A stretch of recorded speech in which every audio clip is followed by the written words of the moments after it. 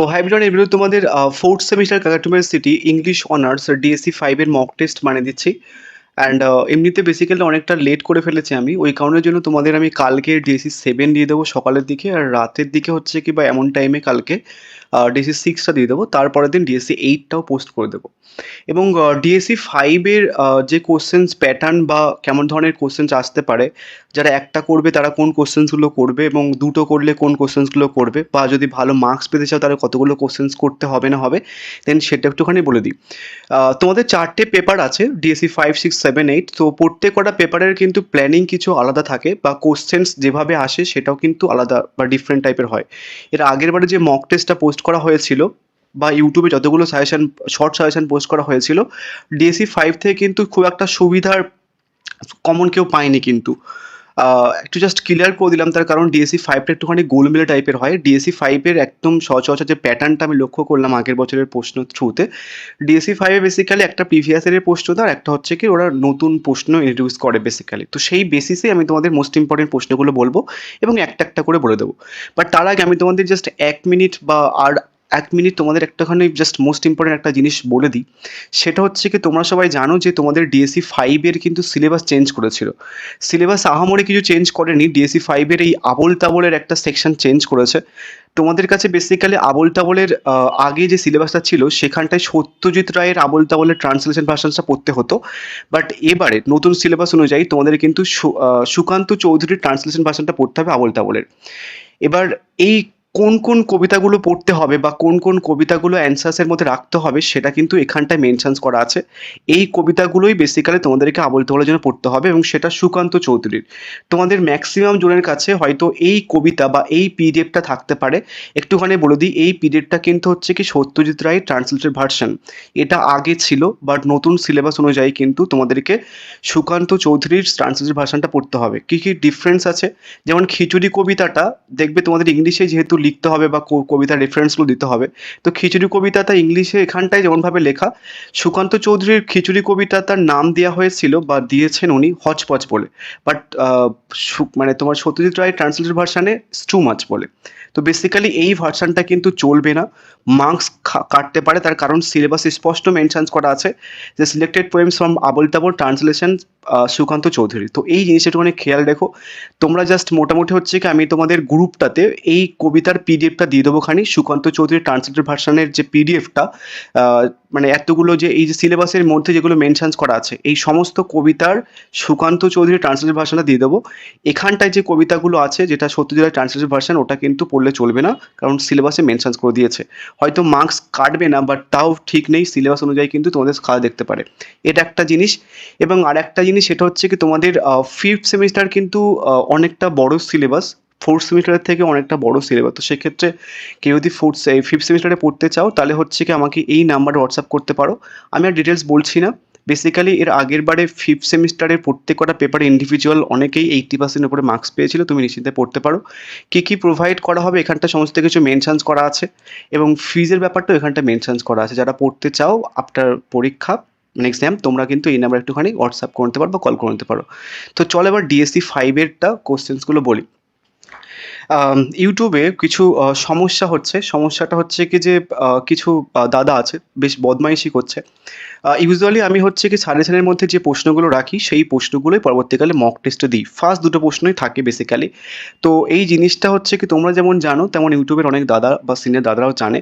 তো সেই জিনিসটাকে ফলো কাজে লাগিয়ে ওরাও কিছু বাজে জিনিস করছে। যেমন আমি সাজেশনের মধ্যে অনেক আগে ইউজুয়ালি তোমাদের পরীক্ষা হয়ে যাওয়ার পরেই আমি সাজেশনগুলো পোস্ট করে দিই, এবং অনেক আগে ডিএসসি 5 পোস্ট করেছি। সেই পোস্ট করা সাজেশনসগুলোই পরবর্তীকালে নরমালি হচ্ছে কি ইমিটেড হয়ে যাচ্ছে বা কপি হয়ে যাচ্ছে বা কিছু, এবং সেটা হুবাহু। এবার আমার ক্ষেত্রে মুশকিল হয়ে যাচ্ছে যে আমি কোন কোশ্চেন্সগুলো দেবো, তার কারণ আমি সাজেশনের মধ্যে সবার আগে পোস্ট করার পরে এই কোশ্চেন্সগুলো রেখেছিলাম, যেমন ননসেন্স রেখেছিলাম, এই লুকিং গ্লাস থেকে অ্যালিসে ক্যারেক্টার রেখেছিলাম।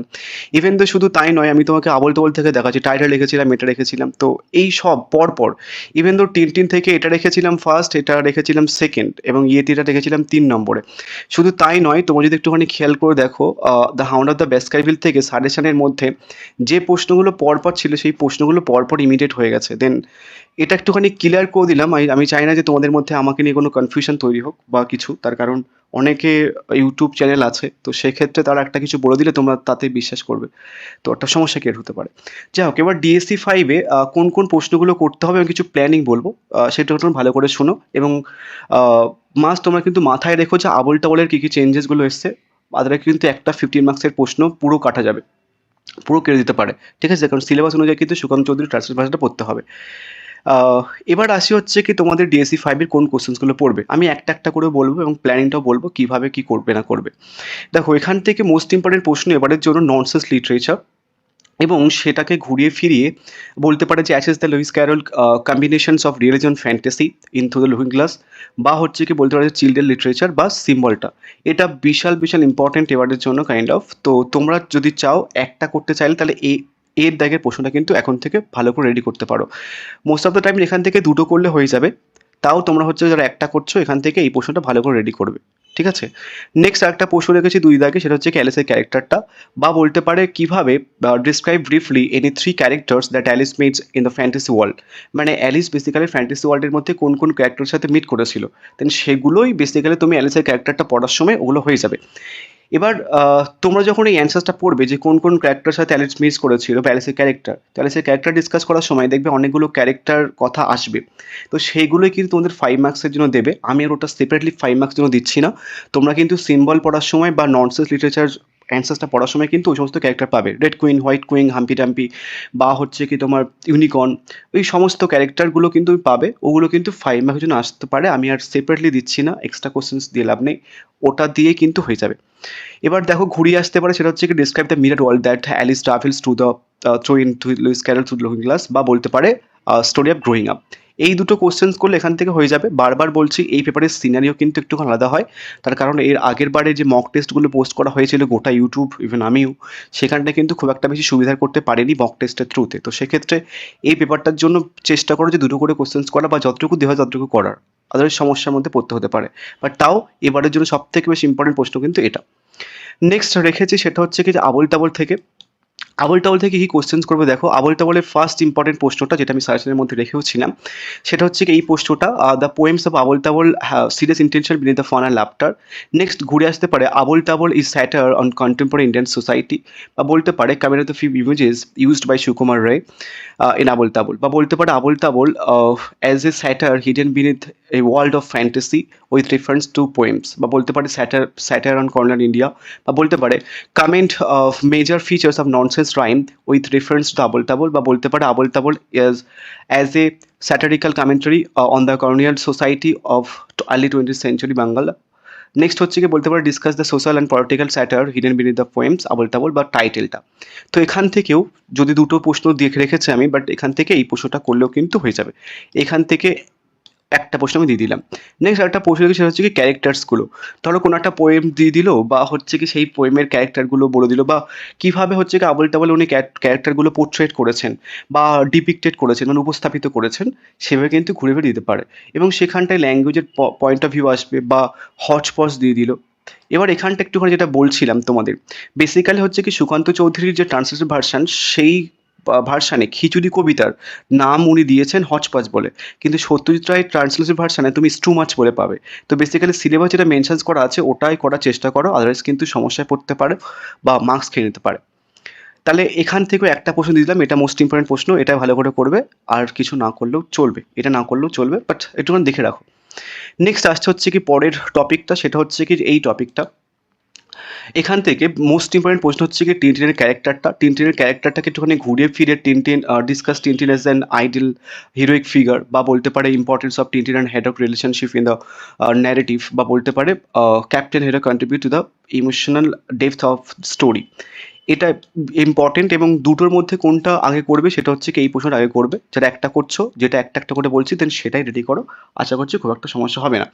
এবার আসছে হচ্ছে কি যে একটা প্ল্যানিং এর কথা, সেটা হচ্ছে কি যে কি করবে। দেখো, আবোল তাবোল থেকে যে কোনো দুটো প্রশ্ন করলে হয়ে যাবে খুব ভালো প্রিপারেশনের জন্য। আবোল তাবোল থেকে তুমি টিনটিনের ক্যারেক্টারের সাথে ইয়েতি ক্যারেক্টারও করতে পারো। আবোল তাবোলের সাথে তুমি সরি, টিনটিন টিবেট থেকে।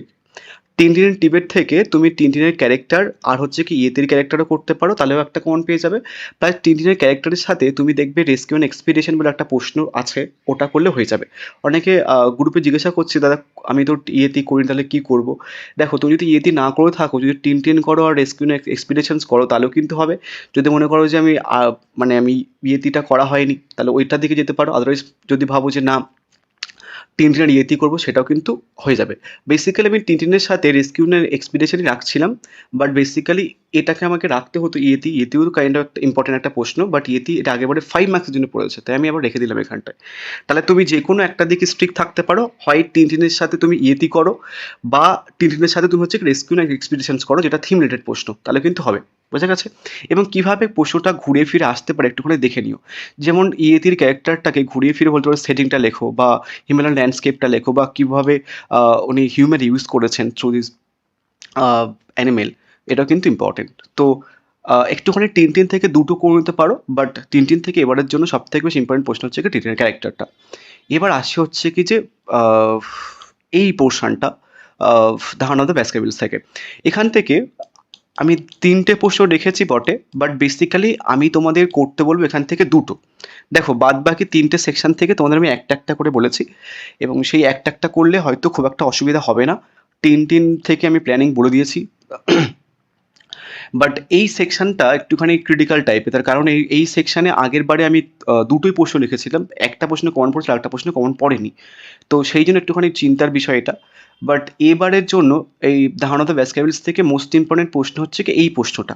বিভিন্নভাবে ঘুরে ফিরে আসতে পারে, রোল অফ শায়লক, মানে শায়লক হোমসের ক্যারেক্টার দিয়ে দিতে পারে ঘুরিয়ে ফিরিয়ে, বা ওনার হচ্ছে কি ক্লাসিক্যাল ডিটেকশন বলতে পারে, বা উনি কিভাবে মানে হচ্ছে কি ইনভেস্টিগেট করেন দেন সেই ব্যাপারে দিতে পারে, মানে হচ্ছে কি ইনভেস্টিগেশন মেথডটা সেটা দিতে পারে ঘুরিয়ে ফিরিয়ে, বা বেসিক্যালি হচ্ছে কি যে এইভাবে ঘুরে ফিরে দিতে পারে, বা সেটিংটা বলে দিলে ঘুরে ফিরিয়ে, বা হচ্ছে কি যে টাইটেলটাকে ঘুরে ফিরে দিয়ে দিল, ঠিক আছে নর্মালি, বা হচ্ছে কি বলতে পারে যে discuss the conflict between the reason and superstitions in the Hound of the Baskervilles, বা বলতে পারে নেটিভ স্টাইল। তো একটা করতে চাইলে তোমরা এখানটা একটুখানি এইটা করে নিতে পারো, বাট এই সেকশনটা একটুখানি রিস্ক হতে পারে। বাদ বাকি উপরের সেকশনগুলো হয়তো একটা একটা করলে খুব একটা বেশি রিস্ক হবে না, বাট এই সেকশনটা একটুখানি রিস্ক হতে পারে। তার কারণ চেষ্টা করো দুটো করার, হয় তুমি শার্লক হোমসের সাথে হচ্ছে কি ন্যারেটরের রোল মানে ওয়াটসন রোলটা করো, এই দুটো প্রশ্ন করো। আদারওয়াইজ হচ্ছে কি শার্লক হোমসের সাথে তুমি হচ্ছে কি স্টেপলটনটা করো। তার কারণ অনেকগুলো ক্যারেক্টার্স আছে, সেক্ষেত্রে একটু করে সমস্যা হতে পারে। তাও যারা একটা করছো, একটু রিস্ক নিতে চাইছো, তাহলে প্রথমের প্রশ্নটি স্ট্রিক্ট থাকো। পরবর্তীতে যখন আমি শর্ট সেশন পোস্ট করবো, যেগুলো একটা একটা করে বলেছি ওইগুলোই কাইন্ড হচ্ছে কি বলে দেবো। বোঝা গেল? তোমরা চেষ্টা করো এখান থেকে মিনিমাম দুটো করার। খুব ভালো করে যদি নিশ্চিন্তায় পরীক্ষা দিতে চাও, তাহলে এই যে 3টে প্রশ্ন আমি রেখেছি, 3টে ক্যারেক্টার, এই 3টে করে গেলেও কিন্তু হবে। বাট যারা একটা করছো এই প্রশ্নটা করতে পারো। নেক্সট 2 নম্বর ইম্পর্টেন্ট প্রশ্ন হচ্ছে কি যে তোমার ওয়াটসনের ক্যারেক্টারটা, 3 নম্বর রেখেছে হচ্ছে কি স্টেপলটনের ক্যারেক্টারটা। তো এতগুলো প্রশ্ন করার দরকার নেই, যে কোনো দুটো ক্যারেক্টার করো, নয় শার্লক হোমসের সাথে তুমি ওয়াটসন করো, নইলে ওয়াটসনের সাথে তুমি হচ্ছে কি যে এই শার্লক হোমসের সাথে স্টেপলটন করো, ঠিক আছে? এভাবে দুটো করো অ্যাটলিস্ট এখান থেকে, তাহলেও কিন্তু হবে। মানে কেউ একটা করে চলে যেও না, যদি যাও তাহলে অনেকটা রিস্ক হবে। মানে তুমি রিস্ক নিয়ে এটাও করে যেতে পারো, খুব একটা সমস্যা হবে না, বাট তার কারণ এর আগের বারের প্রশ্নটা একদম হিতবিচ্ছিরি করেছিল, তাই জন্য বলে রাখছি। এবার আসছি 5 মার্কসের জন্য। 5 মার্কসের জন্য আমি হচ্ছে কি স্যার হেনরি ভাস্কারভিলসের ক্যারেক্টারটা রেখেছি কাইন্ড অফ, এবং ওনার ফ্যামিলি যে কার্সটা ছিল বা অভিশাপটা ছিল, দেন সেটাও কিন্তু ঘুরে ফিরে 5 মার্কসে দিতে পারে। এবং সেই অভিশাপটা কাকে ঘিরে? হাউন্ডকে ঘিরে। তো হাউন্ডকে ঘিরে দিক, বা ওনার ফ্যামিলির বাড়ির কার্সটা থেকে দিয়ে দিক, বা অভিশাপটা দিয়ে দিক, বা হেনরি ভাস্কারভিলের ক্যারেক্টারটা দিয়ে দিক, একটুখানি ঘুরিয়ে বা পেঁচিয়ে তুমি একটা অ্যান্সার্স বানিয়ে নিবে খুব ভালো করে, তাহলে কিন্তু হয়ে যাবে। নেক্সট আসছে হচ্ছে কি এই প্রশ্নটা, এটা বেসিক্যালি 15 মার্কসের প্রশ্ন। তোমাদের আমি 3টে প্রশ্ন লিখেছি টিনটিন থেকে, তোমরা যে কোনো দুটো করবে। রেস্কিউ অ্যান্ড এক্সপিডিশনের সাথে তোমরা হচ্ছে কি টিনটিনের ক্যারেক্টারটা করতে পারো, নইলে টিনটিনের ক্যারেক্টারের সাথে হচ্ছে কি ইয়েতি করবে, বাট দুটো অ্যাটলিস্ট করে যাওয়ার চেষ্টা করবে। বাট সব থেকে ইম্পর্টেন্ট হচ্ছে কি টিনটিনটা, যারা রিস্ক নিতে চাইছো একটা করতে পারো টিনটিনটা। এবার আসছি আর একটা 5 মার্কসের প্রশ্ন হচ্ছে ডক্টর মর্টিমার এবং হচ্ছে কি লয়েন্সের ক্যারেক্টার, লিনেন্সের ক্যারেক্টার, এই দুটো করবে। নেক্সট হচ্ছে কি যে 5 মার্কসের জন্য টিনটিন থেকে রেখেছি, সেটা হচ্ছে কি write a short note on the monks in monastery, এবং তারপর রোল অফ স্নোই, এবং আবোল তাবোল থেকে হচ্ছে critical analyse any one poem of the Abol Tabol. এবার তোমাদের দেখবে আমি হচ্ছে কি একটা জায়গা থেকে হচ্ছে কি 5 মার্কসের প্রশ্ন রাখিনি, সেটা হচ্ছে কি through the looking glass. Through the looking glass থেকে এর আগেরবার দুটো প্রশ্ন দিয়েছিল, তো সম্ভবত নাও দিতে পারে। যদি দেয় 5 মার্কসের প্রশ্ন, তুমি কিছুক্ষণ আগে যে 15 মার্কসের প্রশ্নগুলো বলেছি যে অ্যালিস বেসিক্যালি কোন কোন ক্যারেক্টারের সাথে মিট করেছে, ওই ক্যারেক্টারগুলো তোমাকে ঘুরে ফিরে 5 মার্কসের জন্য দেবে।